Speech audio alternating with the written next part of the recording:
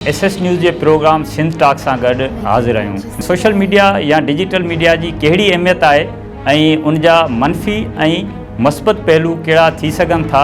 हाणे असां अची वियासीं ऐं ग्लोबल विलेज आहे, हीउ नंढिड़ो ॻोठु आहे जेको तव्हांजे खीसे में पियो आहे, तव्हांजे हथ में पियो आहे। आख़िर तव्हां या जेके इवन ॿियूं सियासी पार्टियूं आहिनि सोशल मीडिया खे महवर छो पियूं बणाइनि? असां चऊं था त असांजी माण्हुनि सां हिकिड़ी कम्युनिकेशन आहे जलसनि जी सूरत में, मीटिंगुनि जी सूरत में।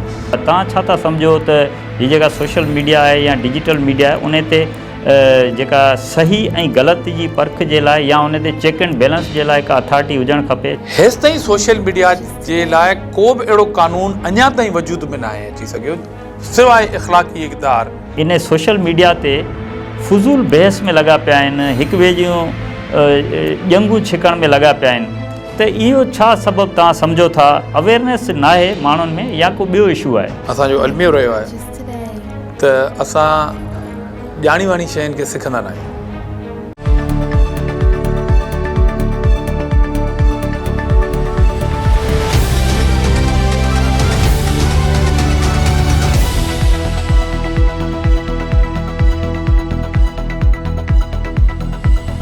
प्रोग्राम सिंध टॉक हर सूमर ऐं ख़मीस ॾींहुं शाम जो 7 वॻे ॾिसण न विसारींदा फ़क़ति SS न्यूज़ ते।